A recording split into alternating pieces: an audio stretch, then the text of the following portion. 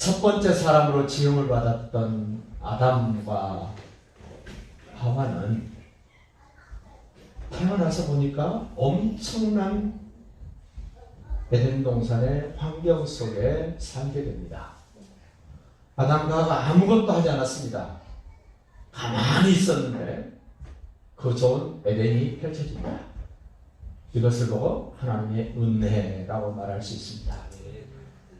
사람이 너무너무 죄를 많이 짓고 있고 생각이 악하고 모든 행위가 악하기 때문에 하나님이 그대로 둘 수 없어서 코로 숨쉬는 존재들, 자기 발로 좋다고 사부닥사부닥 걸어냈던 모든 피조물들을 홍수로 심판하실 계획을 하시고 그 홍수를 피할 수 있도록 노아의 8 식구에게 은혜를 입혀주십니다.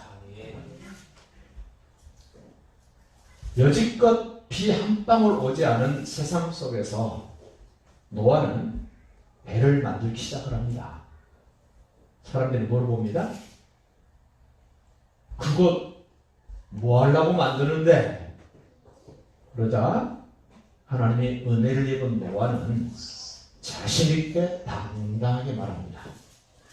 하나님이 홍수로 싹 쓸어버리신데 그 홍수를 피할 수 있는 방법은 은혜를 입는 방법밖에 없다고 말씀하셔서 나는 은혜를 입었기 때문에 여러분들에게 하나님의 은혜 입은 자가 모습이 어떤 모습인가를 보여주고 있는 중이다. 그러면서 배를 만듭니다. 사람들이 콧방귀 꼈습니다. 자, 이슬비라도 한번 와봤으면 내가 이해를 하겠다. 그런데 하나님 비로 심판을 하신다고? 웃기고 있네. 이러면서 콧방귀 뀌었던 사람들. 그런데 하나님이 말씀하시던 그 때가 되어서 은혜를 입은 노아의 식구들은 배 안으로 들어가고 사람들은 먹고 마시고 시집가고 장가가고 정신이 없이 살 그때에 하나님이 땅에서 물이 솟구쳐 오르게 만듭니다. 그리고 하늘의 창문을 여시고 물을 쏟아붓습니다. 그것을 보고 우리는 노아의 홍수 심판 이렇게 이야기를 합니다.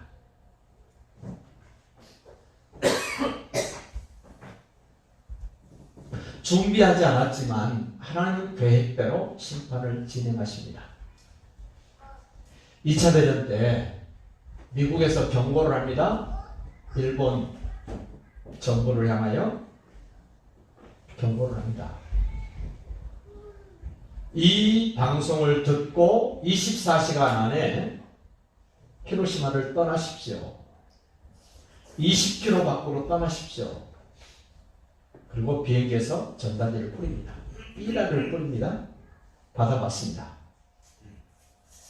그 전단지를 받아본 사람 중에 일부는 사실로 믿고 히로시마에서 20km 밖으로 가족들을 이끌고 피난을 갑니다. 그 사실을 믿지 않았던 사람들이 볼 때는 무슨 짓이에요? 미친 짓이죠. 멀쩡한 자기 집을 놔두고 자기 삶의 터전을 놔두고 그 종이 쪽지에 쓰여진 글자만 믿고 아니 삶의 건너거지를 버리고 한 번도 가보지 않은 새로운 지역으로 간다? 이 도른 거 아니야? 여러분이 생각할 때 여러분이 전단지를 받았다고 생각해봐요. 어떻게 하실 거예요? 어제도 별일 없었는데 뭐 오늘 별일 있고 내일 무슨 별일 있겠냐고 버틸랍니까? 기록된 내용을 보고 그럴 수도 있겠다고 반응을 보이고 가족을 이끌고 힘들고 어려워도 한번 가볼랍니까? 말해봐요. 어떻게 할 거예요? 어떻게? 그대로 따랐던 사람이나 콧방귀 꼈던 사람이나 그날은 돌아옵니다. 그 시간은 돌아왔습니다. 인류 역사 최초로 히로시마에 원자폭탄이 투하가 됩니다. 무시했던 사람들도 영향을 받았고 그 전단지 내용들을 인정했던 사람들도 영향을 받았습니다. 역사 속에 어떻게 됩니까?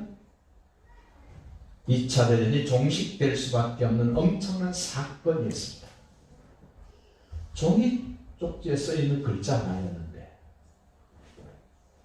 성경에 기록된 내용은 하나님이 이루십니다. 우리는 그 하나님을 일컬어서 신실하신 분, 믿을 수 있는 분, 믿을 만한 분, 이렇게 우리는 인정을 합니다. 여러분 어떻게 생각하십니까? 하나님이란 분을 믿을 수 있습니까? 인정할 수 있습니까? 전 세계의 중심 국가가 이스라엘입니다. 인정하든 인정하지 않든. 이스라엘이라는 나라가 우리 강원도 땅보다 조금 더 큽니다. 그런데 그 이스라엘이라는 나라의 중심은 예루살렘입니다. 수도기 때문에 중심이 아닙니다. 예루살렘에 예수님을 보여주는 성전이 있기 때문에 예루살렘이 이스라엘의 중심이고 세계의 중심입니다. 예루살렘의 중심이 성전이었습니다. 성전의 중심은 하나님의 임재를 나타내주는 법궤가 놓여있는 지성소가 중심입니다. 지성소가 한 3평 정도 됩니다.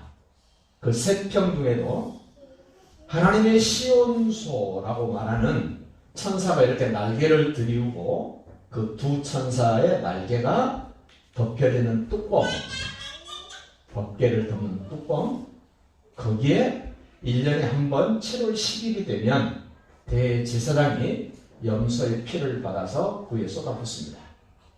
왜 그러냐면 하나님이 약속하셨어요. 내가 너를 거기서 만나겠다. 어디서요? 피가 있는, 하나님의 인재가 있는 그 위에서 내가 너를 만나겠다. 약속하셨던 그곳이 성전의 중심이요, 예루살렘의 중심이요, 이스라엘의 중심이요, 세계의 중심입니다. 거기서 무슨 일이 벌어집니까? 피를 보고 내가 너를 용서한다. 내가 너를 넘어간다.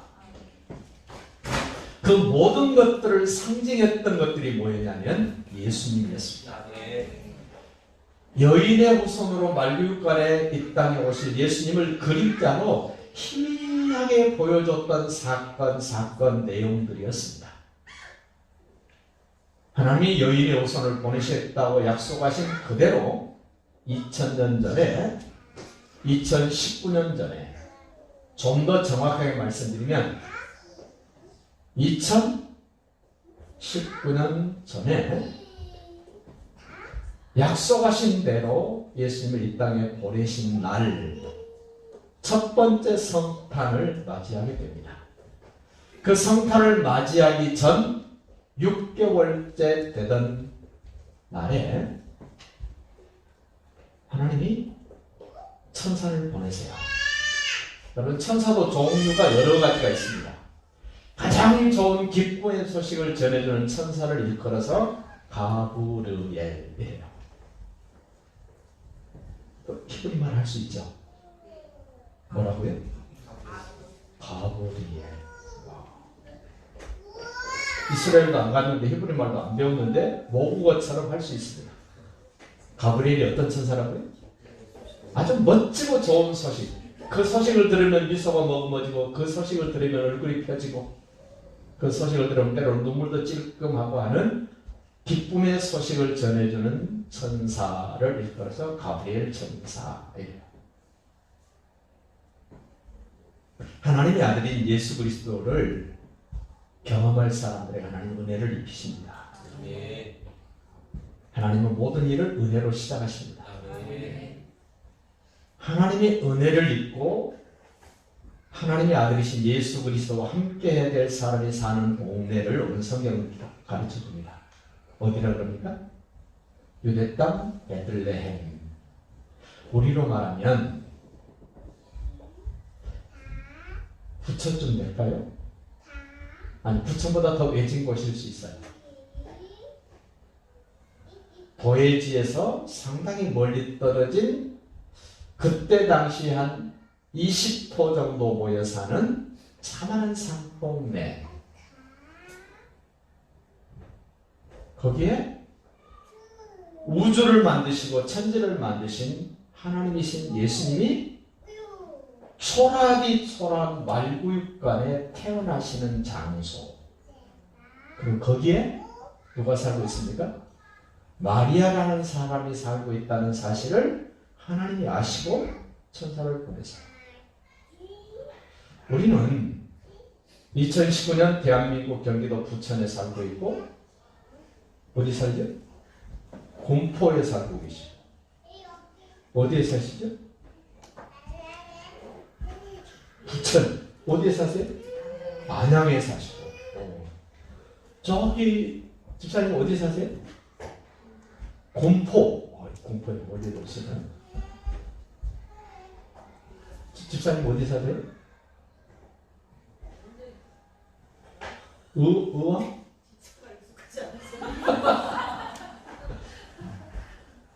아무튼 그 청년 어디 사세요? 부평. 확실히 은혜 끄는 전국구예요. 내가 어디에 살든 하나님의 아들이신 예수 그리스도를 경험해야 될 사람들에게 은혜를 입히시는데 그 사람이 어디 살든 도시에 살든 시골 땅촌에 살든 상관없이 하나님이 아신다는 겁니다. 여러분 누군가가 여러분 알아줄 때 어떠세요? 기분 나빠요? 근데 꽤나 괜찮은 사람이 나를 안다. 하늘과 땅의 모든 권세를 다 가지고 계신 그분이 나를 안다. 기분 좋죠? 2019년의 성탄은 이렇게 기분이 좋으셔야 돼요.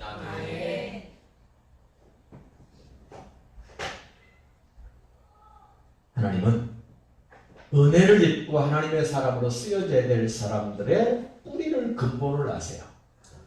다윗의 자손 요셉, 그리고 그 요셉과 약혼한 처녀 마리아, 이렇게 이야기를 합니다.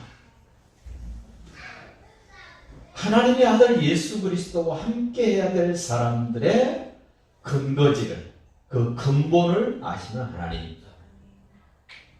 숨길 수 없습니다. 피할 수 없습니다. 은혜를 입은 사람을 위하여 천사까지 동원하신 하나님. 지금 여러분 옆에 누가 와 있을 것 같습니까? 천사가. 꿈속에 천사 한번 나타났으면 좋겠다, 이런 바람도 있으시요. 근데 그런 바람보다 훨씬 더 멋지고 멋진 일이 지금 이루어지고 있는데 천사는 영적 존재이기 때문에 눈에 안 보일 뿐입니다. 그러나 하나님 말씀합니다. 내가 너를 돕는 자로 천사를 보낼게. 아멘. 우리의 돕는 자로 하나님 천사를 동원하셔서 어떤 사람에게는 천사 하나가 등장할 수 있고 둘도 등장할 수 있습니다. 여러분 마음대로 정해보십시오. 하나님이 나를 위하여 천사 몇을 보낼까요? 하나도 안 보내십니까? 최소한도 하나를 보내세요. 특히 하나님의 사람이 어려움에 처해 있을 때 성경은 여러 차례 기록해놨습니다. 바울과 실라가 감옥에 갇혔을 때 누가 오죠? 천사가 옵니다. 베드로가 감옥에 갇혀서 내일 순교를 당해야 될 상황이 됐을 때 누가 옵니까? 천사가 옵니다. 다니엘이 이방나라 바벨론에 가 포로로 잡혀가 있을 때 거기에 누가 찾아옵니까? 천사가 찾아옵니다.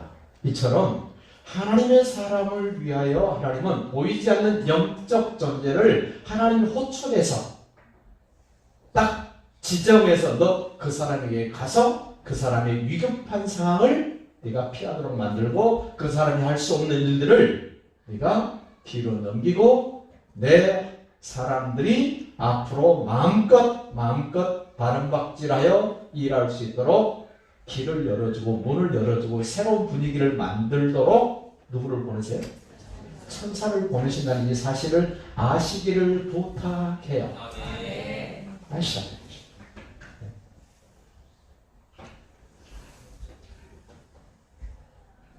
하나님의 아들 예수 그리스도는 은혜를 입은 사람들과 함께합니다. 저는 늘상 130년 전에 우리 조선 땅을 생각해 봅니다. 우리 조상님들이 130년 전에 어떻게 살았겠습니까? 끼니도 제대로 못 되고, 입는 것도 허접하고, 사는 것도 볼품이 없이 살고 있을 그때에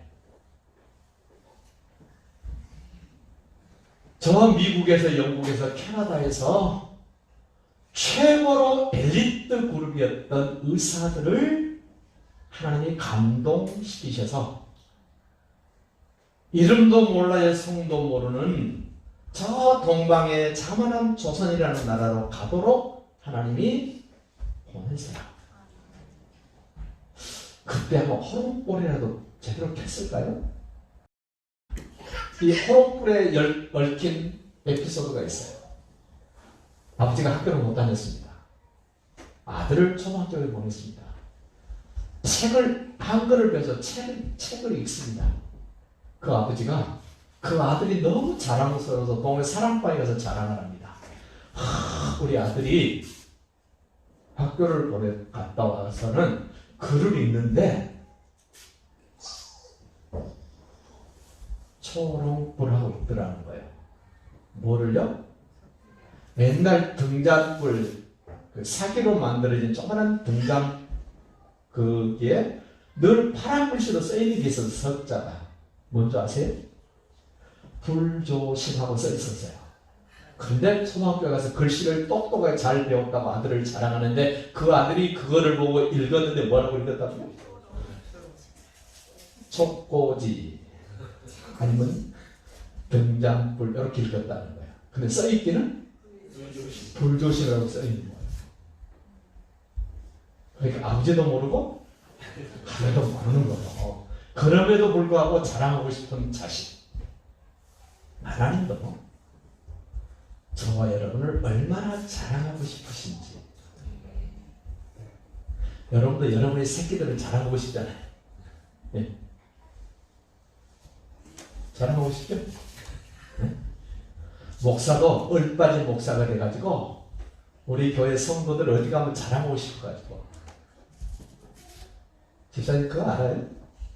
목사가 자랑하고 싶어 하는 거. 응? 혜진이 아나? 내가 유나보다 더 이쁘다고 늘 얘기하잖아.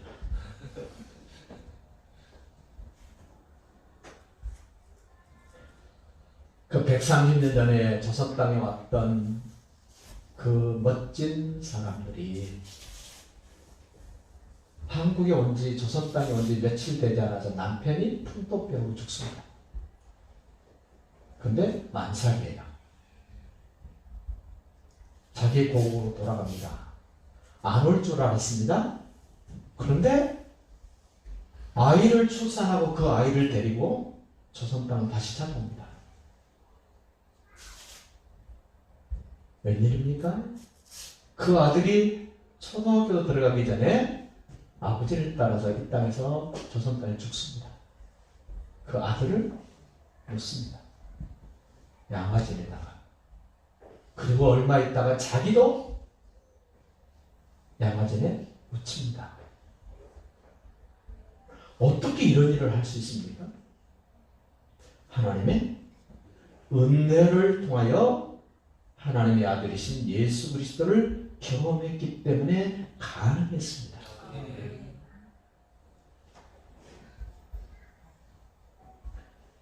오늘 은혜를 입은 마리아에게 천사가 와서 말해줍니다.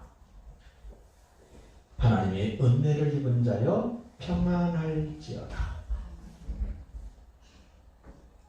무슨 내용인지도 모르고 평안할지어다 이럽니다. 알고 봤더니 돌에 맞아 죽을 수 있는 일입니다. 불에 태워져서 죽을 수 있는 상황입니다. 그런데 천사가 해주는 말이 뭐예요? 평안하라. 여러분 같으면 평안하겠습니까? 돌에 맞아 죽을 수도 있는데 불에 태워서 화염당할 수도 있음에도 불구하고 너 평안할지어다.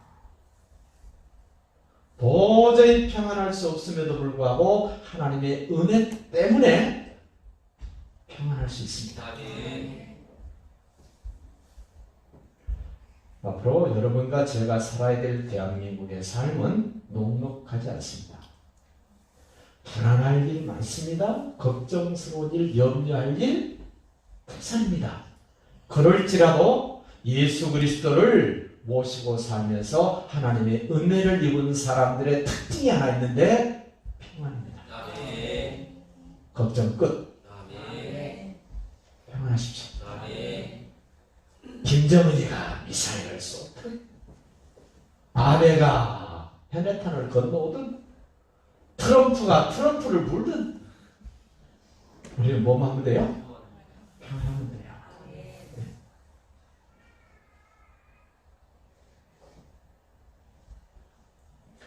하나님이 주신 선물이 있습니다. 평안입니다.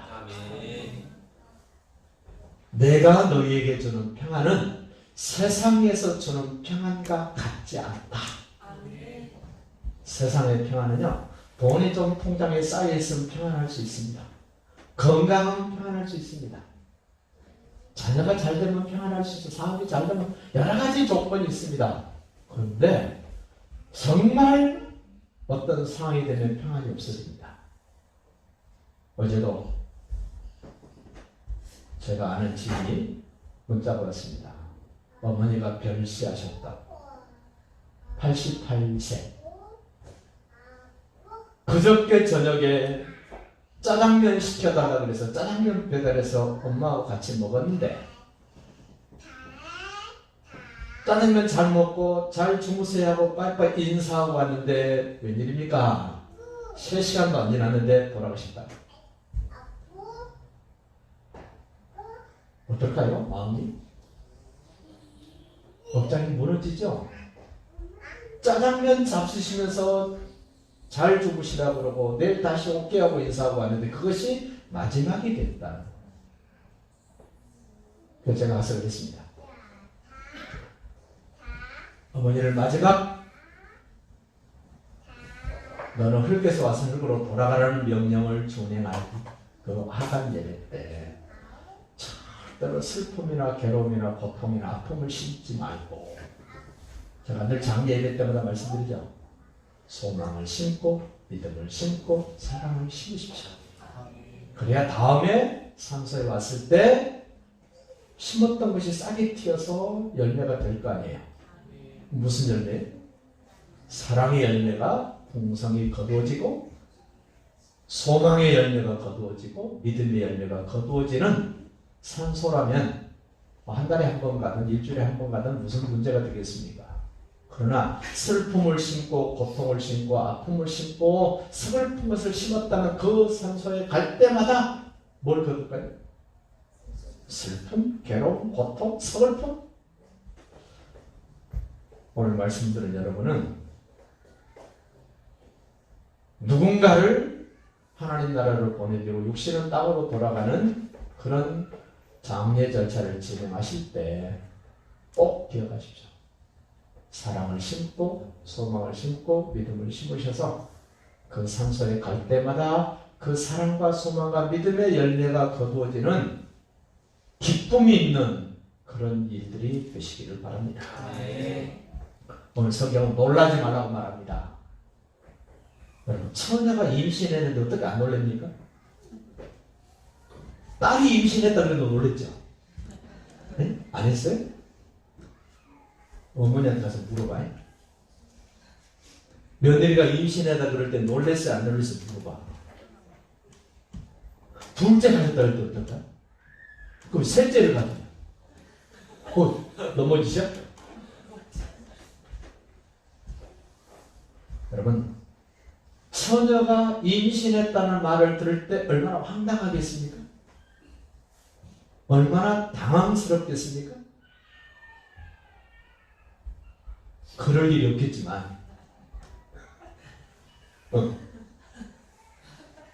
천사가 와가지고 찬아나 너 아이 가졌다? 그럼 뭐라 그럴까요? 반응은?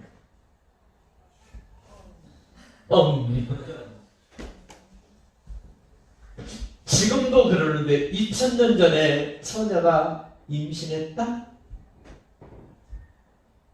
오직 했으면 순하디 순한 요셉이 아마 저처럼 순했나 봐요.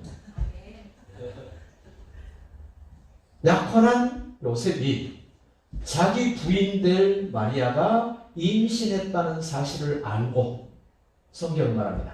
가만히 정리하고자 했다 이랬어요. 착하죠?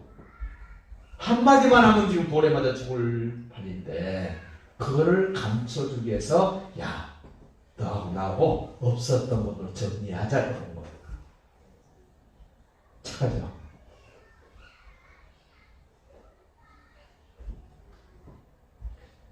그렇게 충분히 놀랄 수 있고 당황하고 황당한 일임에도 불구하고 하나님이 뭐라고요?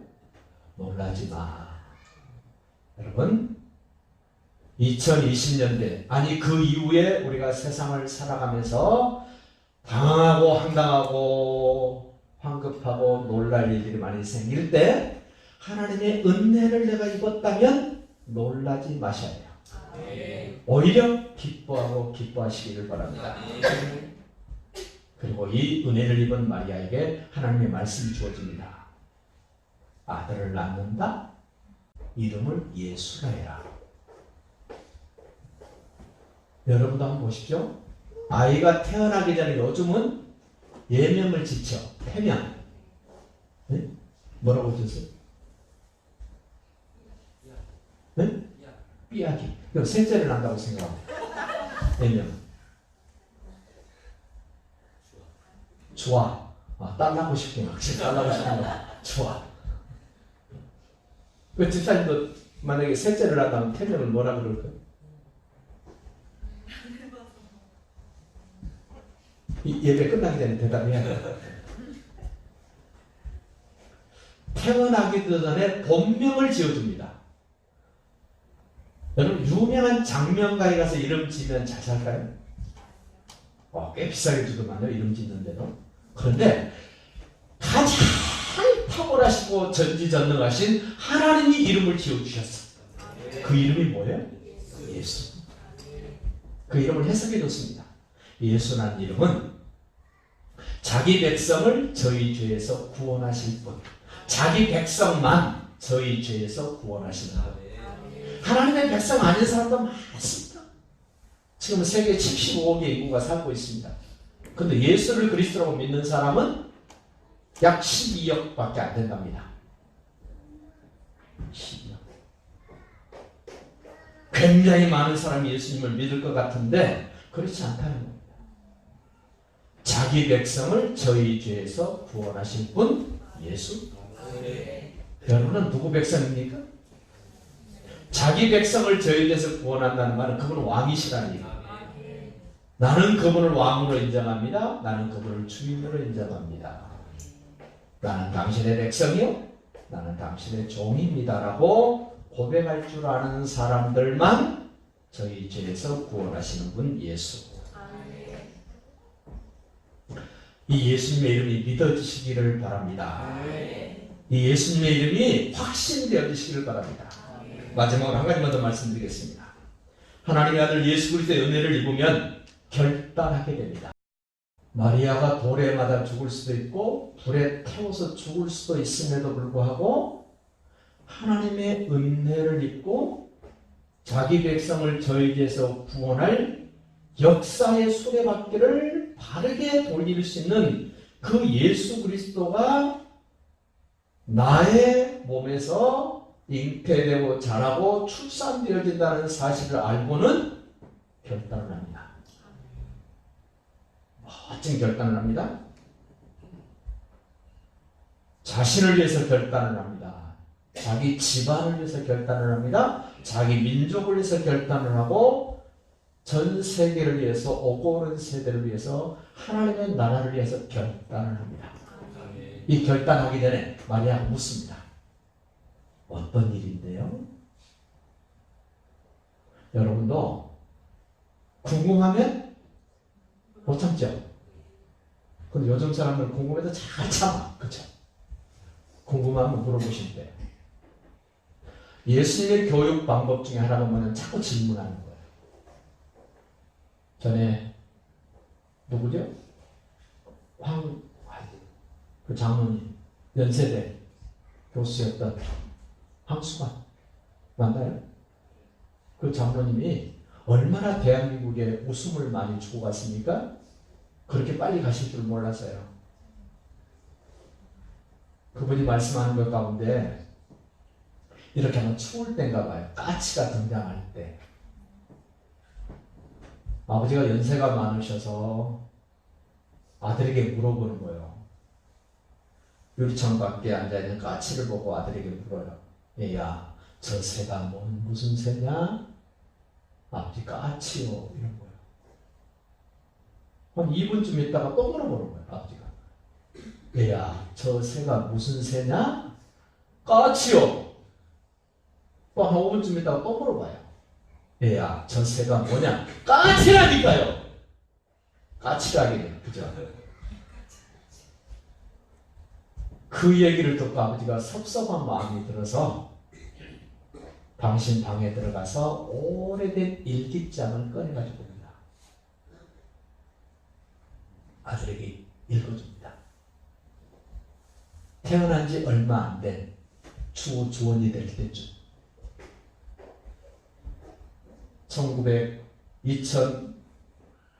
2017년 며칠? 네? 주원이 2월 14일. 그리고 한 2년 지났으니까 2019년 2월 13일 날짜를 써놓고 얘가 물었다. 저 새가 뭐냐고. 나는 까치라고 가르쳐줬다. 대답이 끝나자마자 또 물었다. 저 새가 무슨 새요?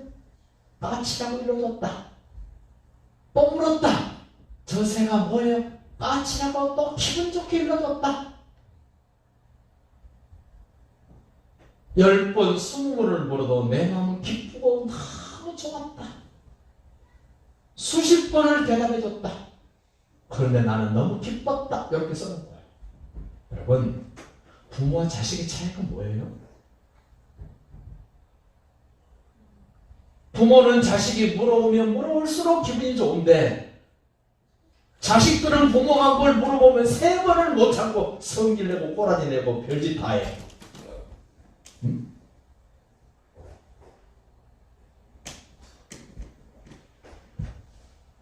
부모는 자식을 보고 그렇게 기쁜데 자식들은 왜 부모가 하는 것이 못마땅할까? 여러분, 다른 사람에게 물어보면 창피할 수도 있고 부끄러울 수도 있지만 하나님에게 여쭙는 것은 부끄럽지 않습니다. 창피하지 않습니다. 하나님께 자꾸 여쭤보십시오. 하나님은 친절한 금자씨보다 더 친절하게 대답을 해주세요. 이런 거야, 이런 거야. 마리아가 물어보니까 다 가르쳐 주잖아요. 그리고는 그는 결단을 합니다. 물어본다는 것은 친밀함입니다. 물어본다는 것은 굉장히 친하다는 사실입니다. 우리 성감씨, 친한 친구한테는 물어봐도 괜찮은데 안 친한 친구한테 잘 안 물어보고 말만 하죠. 저도 그러거든요. 안 친한 친구한테는 크리스마스 되면 그냥 삐릭 하고 안문장을 보내요. 근데 친한 친구는 늘 주고받아요. 여러분, 하나님하고 친하십시오. 예수님하고 더 친해지시기를 바랍니다. 안 친하면 헛 한번 연락하고 헛 한번 만나고. 사랑하는 부모와 자식은요, 아침에 만나면 저녁에 또 만나고 싶고 저녁에 또 만나고 싶고 안 병원 보고 싶고 보고 있어도 보고 싶고 충분히 내용을 파악하고 난 다음에 담대하게 자신감 있게 확신에 차서 나는 목숨을 걸고 이 아이를 출산하리라 결단합니다.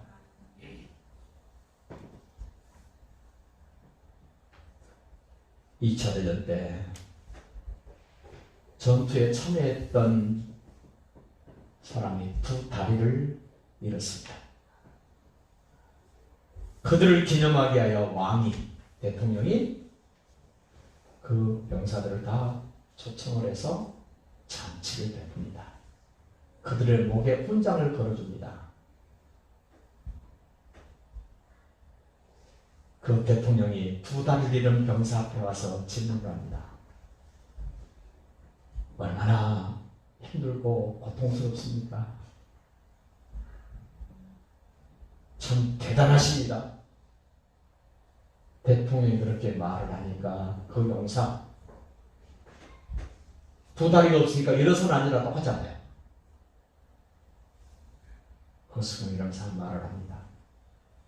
각하, 제 다리가 하나 더 있다 해도 그 다리를 조국을 위해서 저는 바치겠습니다.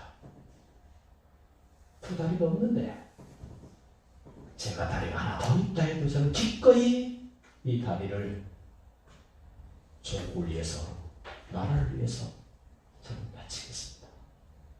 멋진 고백이, 엄청난 대가를 지불하고 생명을 내걸었던 사람들의 멋진 고백이지 않습니까? 결론입니다. 여러분의 몸속에서 하늘과 땅의 모든 권세를 다 가지신 예수님이 함께 하시길 바랍니다. 성령님이 여러분 속에 역사하시기를 바랍니다. 그리고 하나님의 말씀이 이루어지는 현장을 날마다 경험하시기를 바라고, 여러분 속에 하나님의 능력이, 그리고 여러분에게 하나님의 생명이 영원히 함께 하시는 성탄이 되시고 2020년이 되시기를 예수님의 이름으로 축복합니다.